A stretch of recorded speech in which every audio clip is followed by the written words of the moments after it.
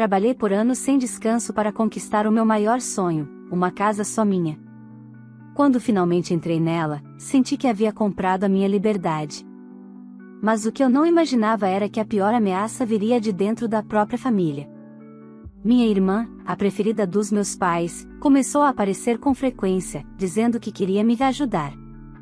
No começo, parecia apenas gentileza, até que as visitas se tornaram invasões, os sorrisos se tornaram deboches e, um dia, ela apareceu com malas, dizendo que iria morar comigo, com o apoio dos meus próprios pais. Foi o início de um pesadelo que quase me fez perder tudo.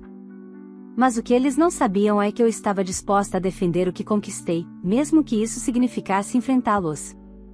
O que aconteceu depois, ninguém na minha família jamais esqueceu.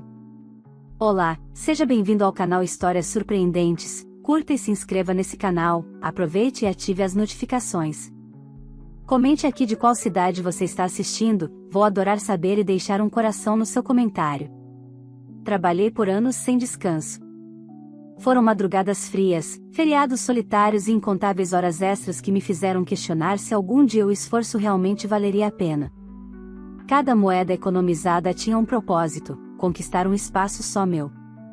Um lar pequeno, modesto, mas que carregasse o valor da minha luta, de algo que ninguém pudesse tirar de mim. Quando finalmente segurei as chaves da minha casa, senti um arrepio percorrer o corpo. Era o som metálico da liberdade ecoando entre meus dedos. Naquele primeiro dia, caminhei devagar por cada cômodo vazio.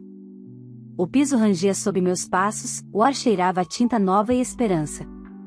As janelas abertas deixavam o sol entrar com força, iluminando o que antes só existia nos meus sonhos. Deitei no chão da sala e fiquei olhando o teto branco, sorrindo. Era simples, mas era meu. Nenhum luxo, nenhum exagero, apenas o que eu havia conquistado com as próprias mãos. Nos dias seguintes, comecei a ajeitar tudo aos poucos. Montei os móveis, pendurei cortinas, plantei flores no pequeno jardim da frente. Cada detalhe me lembrava o quanto lutei para chegar até ali. Quando alguém comentava sobre a casa, eu dizia com orgulho: foi comprada com o meu suor. E era verdade, cada parede daquela casa guardava um pedaço da minha história. Mas nem todos viam assim. Minha irmã, desde sempre a preferida dos meus pais, reagiu de maneira estranha quando contei sobre a conquista. Ela sorriu, mas o brilho nos olhos era diferente, quase forçado. Disse que estava feliz por mim, mas a maneira como observava cada canto da casa me deixava desconfortável. Parecia medir o espaço, imaginar-se ali. Com o passar das semanas, ela começou a aparecer com frequência. Dizia que queria me ajudar a decorar, que tinha boas ideias para deixar o lugar mais bonito. Eu tentei ser cordial, afinal, não queria mais conflitos familiares. Deixei que opinassem em algumas coisas, trouxe flores, trocou tapetes, sugeriu pinturas. No início, pensei que era apenas entusiasmo, até perceber que havia algo por trás daquela atenção repentina. Ela chegava sem avisar, mexia em objetos, abria portas, reorganizava coisas sem pedir permissão.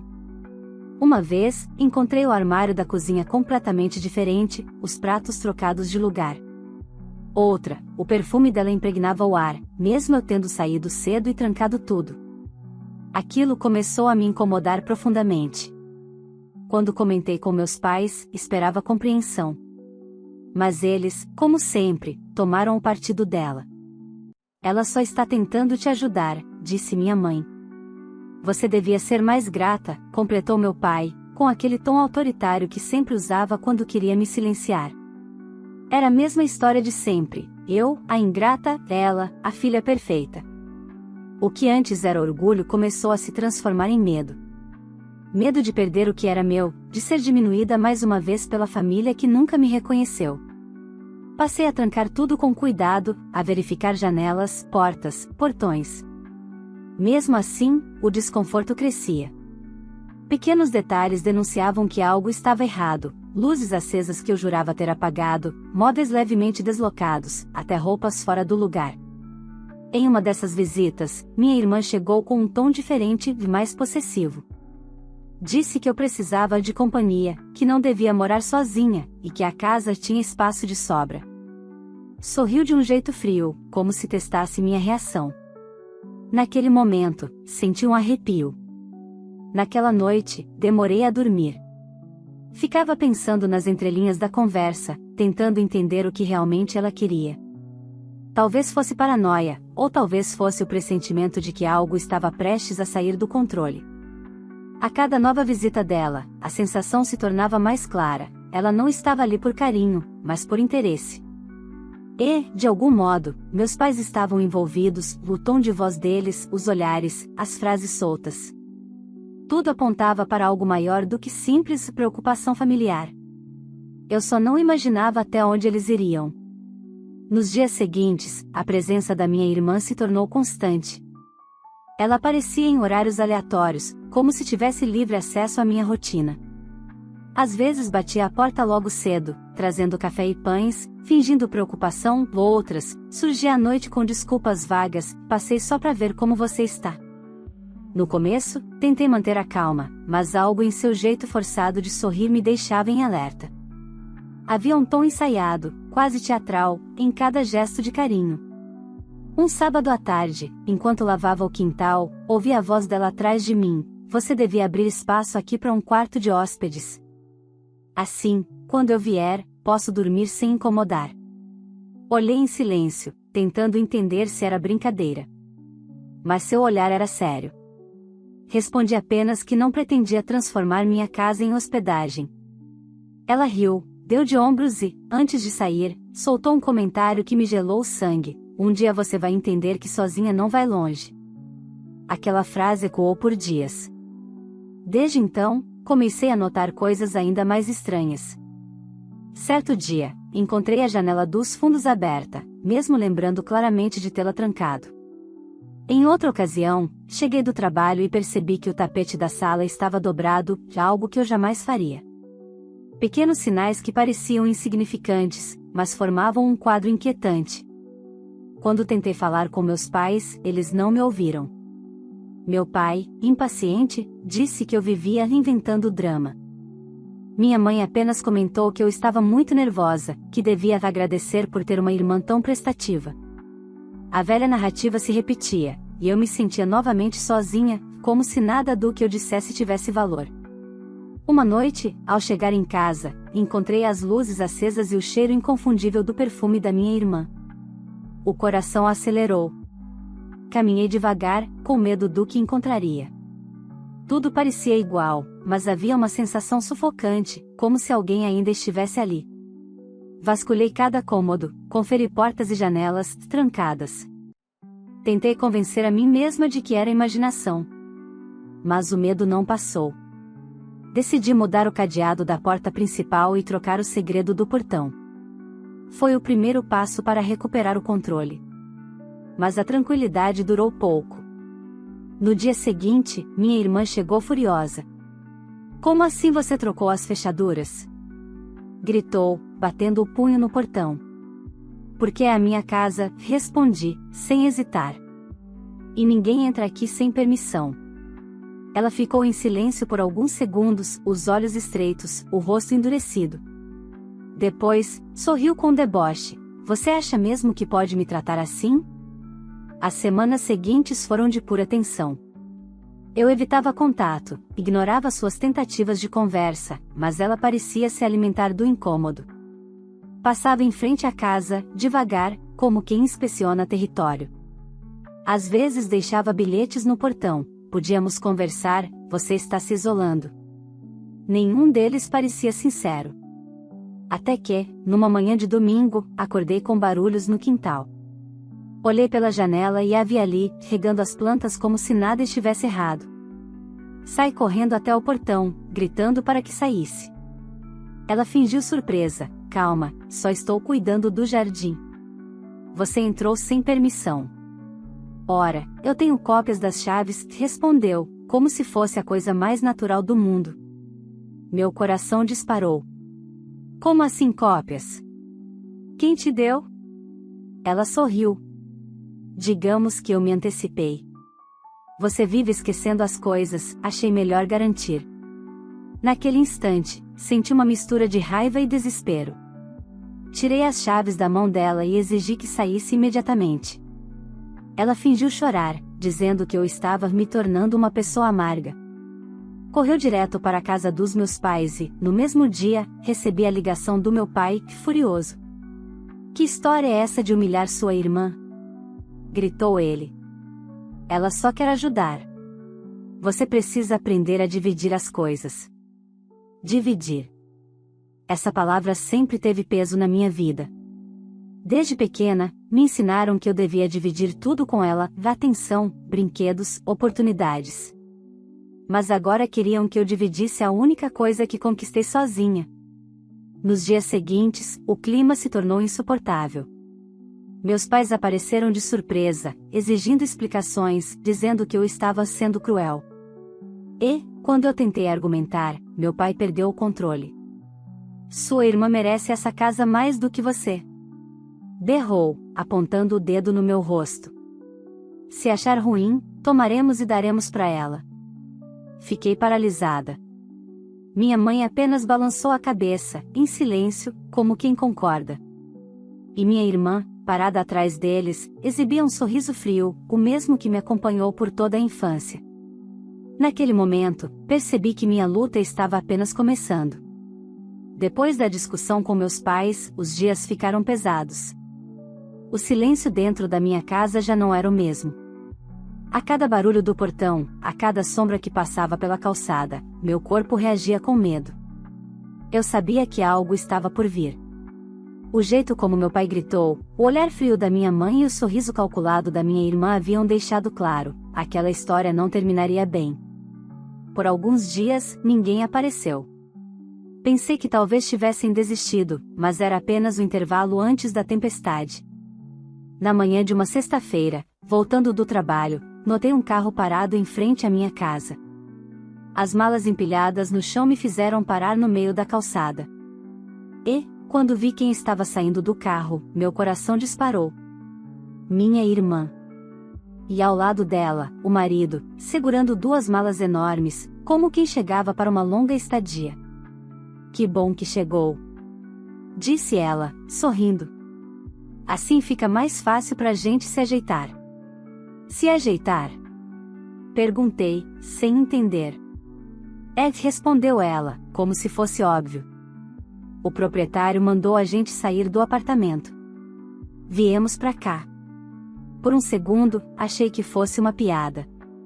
Mas o olhar dela era sério, e o marido já subia a escada da varanda, empurrando a porta sem permissão. Espera! Gritei. Vocês não podem entrar assim. Ela riu, um riso debochado, frio. Claro que podemos. A mamãe e o papai disseram que você nos receberia. Disseram que até ficou feliz com a ideia. Olhei para o portão e vi meus pais parados na calçada, observando como se assistissem a um espetáculo. O olhar deles não deixava dúvidas, aprovavam tudo.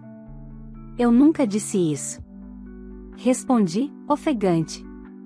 Saiam daqui agora.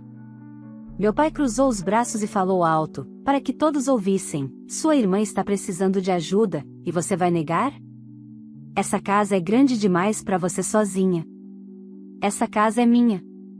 Gritei, sem conseguir conter as lágrimas. Foi o meu trabalho, o meu esforço, o meu dinheiro. Ele balançou a cabeça, impaciente. Você não tem coração.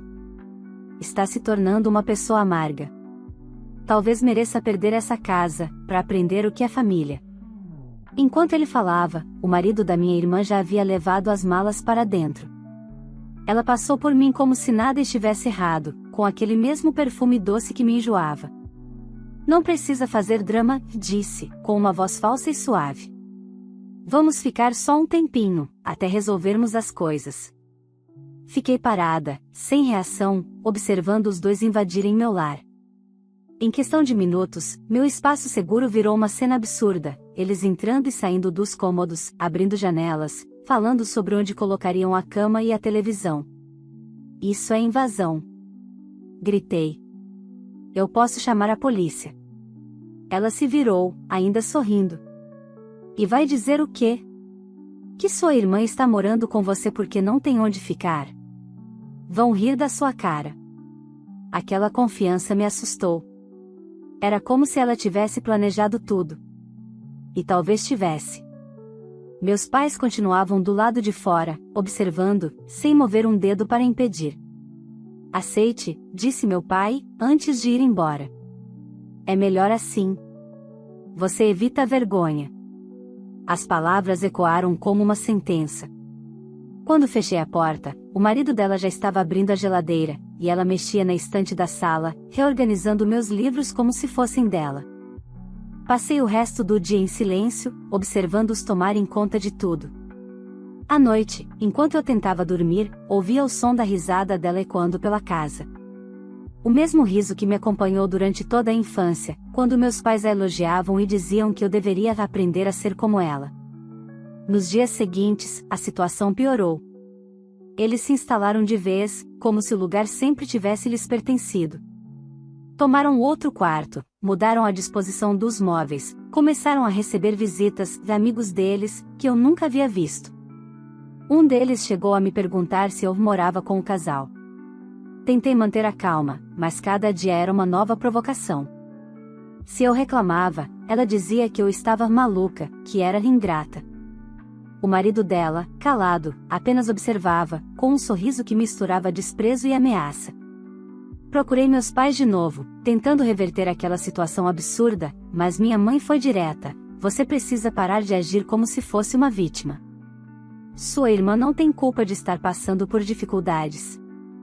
Seja mais compreensiva. Compreensiva. Essa palavra me atravessou como uma lâmina. Sempre que queriam me dobrar, usavam o mesmo argumento. Naquela noite, sentei na beira da cama e olhei em volta. As malas deles no corredor, os sapatos largados no tapete, as vozes ecoando na cozinha. Minha casa já não era mais minha. E a pior sensação era a impotência. Eu não sabia como tirá-los dali, ainda. Mas, enquanto observava a porta entreaberta e ouvia o som das risadas deles, uma certeza começou a nascer dentro de mim: aquilo não ficaria assim. Eu só não imaginava o quanto eles estavam dispostos a mentir, e até onde iriam para me fazer parecer a vilã da própria história. Os dias seguintes foram sufocantes. Eu acordava e dormia com a sensação de estar sendo observada dentro da própria casa. Minha irmã e o marido se comportavam como donos do lugar, andavam pelos cômodos de toalha, abriam minha geladeira, usavam meus talheres, deitavam no sofá e assistiam à TV até tarde, sem o mínimo constrangimento. Quando eu reclamava, ela apenas sorria, fingindo calma. Você precisa relaxar, dizia, em tom provocador. Está muito estressada. Vai acabar adoecendo desse jeito. Era o tipo de frase que parecia inofensiva, mas que escondia algo muito mais cruel. E, de repente, percebi que aquele era o início de uma nova fase da manipulação. Certa manhã, voltei do trabalho e encontrei meu pai sentado na varanda, conversando com o marido dela. A imagem me paralisou. Pareciam cúmplices, dois homens tramando algo em comum. O que está acontecendo aqui? Perguntei, mantendo a voz firme. Meu pai respondeu sem me encarar: sua irmã está tentando resolver tudo da melhor forma, mas você dificulta. Resolver o quê? Eles invadiram minha casa. Ele se levantou devagar, com aquele olhar frio que me acompanhou a vida toda. Cuidado com o que diz. As pessoas podem interpretar mal. Não entendi de imediato, mas em poucos dias o significado da ameaça se revelou. Comecei a notar olhares estranhos dos vizinhos, cochichos no portão, sussurros abafados quando eu passava. Até que uma senhora da rua me chamou, discretamente, e perguntou: está tudo bem com você, querida? Falaram que anda passando por uns problemas, que sua irmã está cuidando de você. Senti o chão sumir. A mentira estava sendo espalhada. E com a naturalidade de quem planejou cada passo. Voltei para casa e exigi explicações. O que você andou dizendo para os vizinhos? Questionei, já sem paciência. Ela fingiu surpresa, o rosto de falsa inocência perfeitamente treinado. Eu? Nada. Só comentei que estava preocupada com você, depois de tudo que andou falando. Falando o quê? Perguntei, com o coração acelerado. Ela suspirou, como se carregasse um peso enorme. Você não lembra?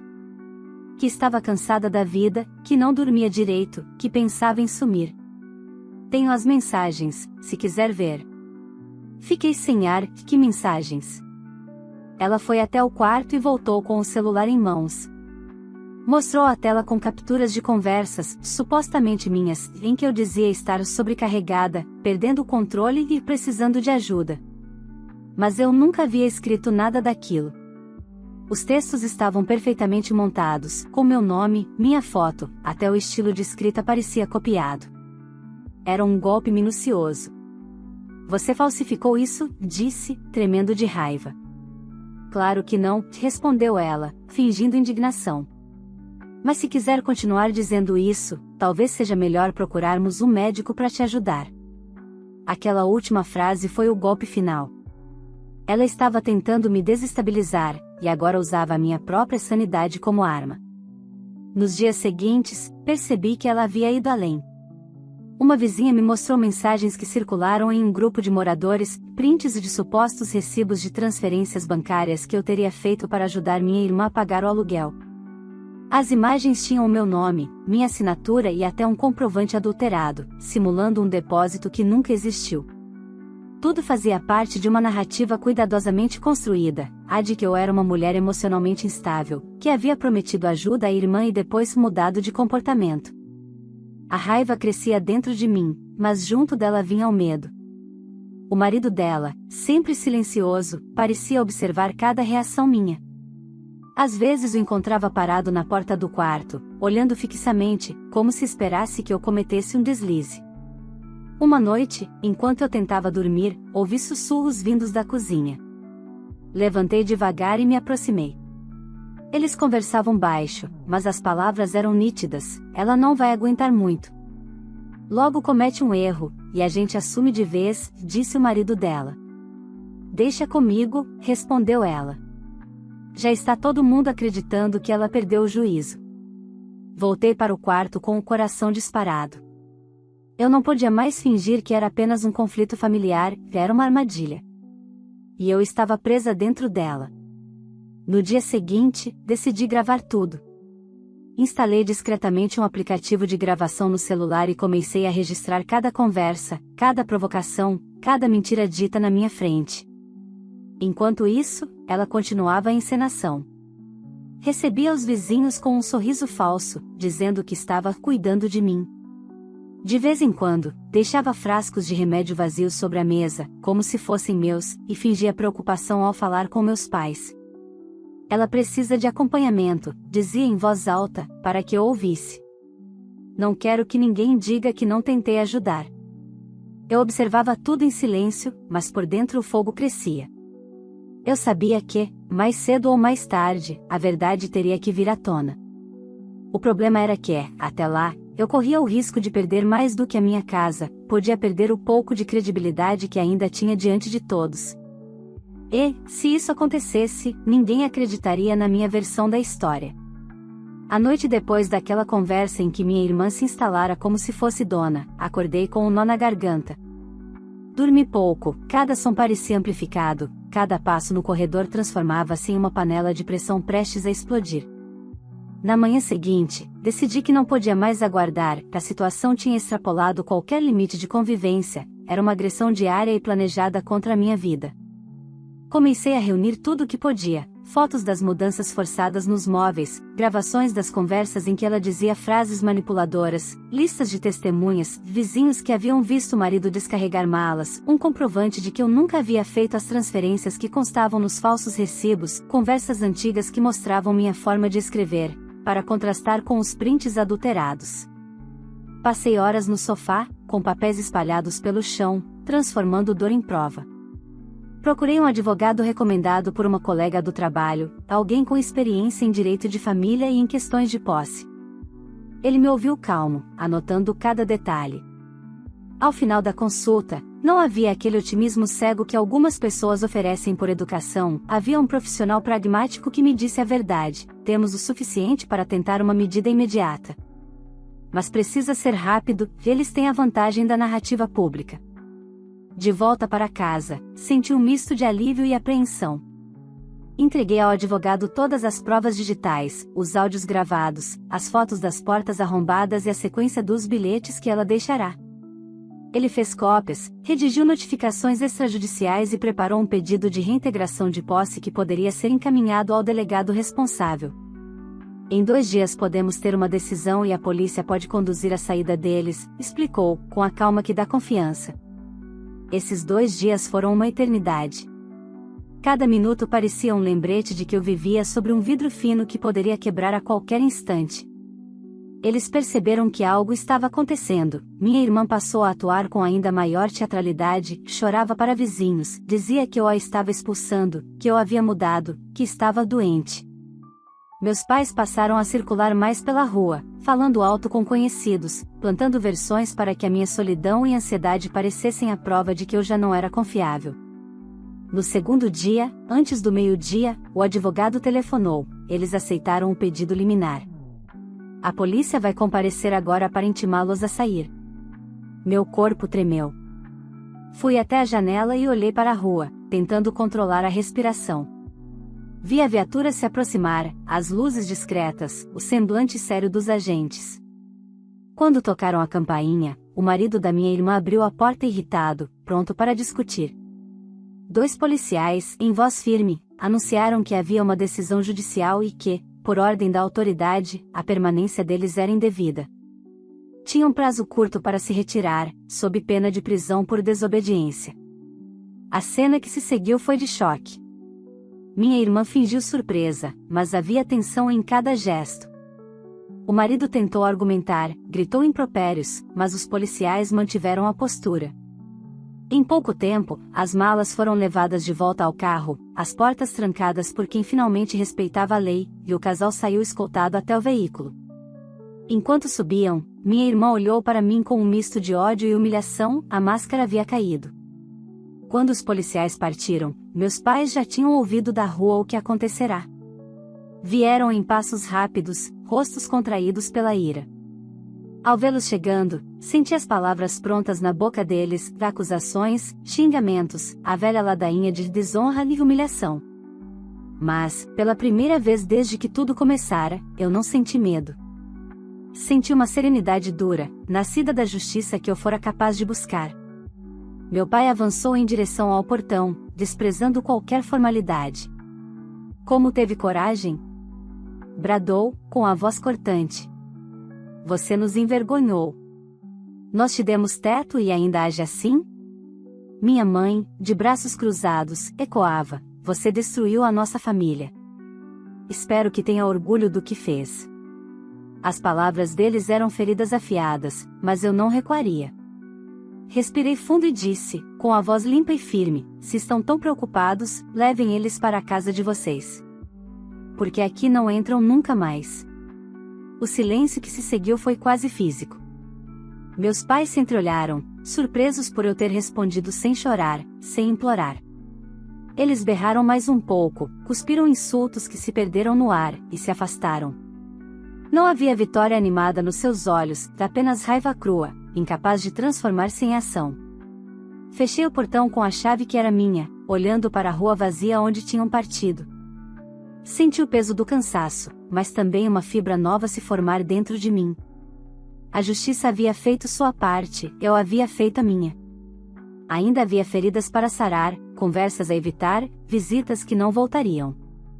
E, sobretudo, havia uma lição emergindo, dura mas necessária: defender seu espaço pode significar quebrar os laços que te sufocavam. Aquela noite, sozinha na minha sala, não havia risos vindos do corredor.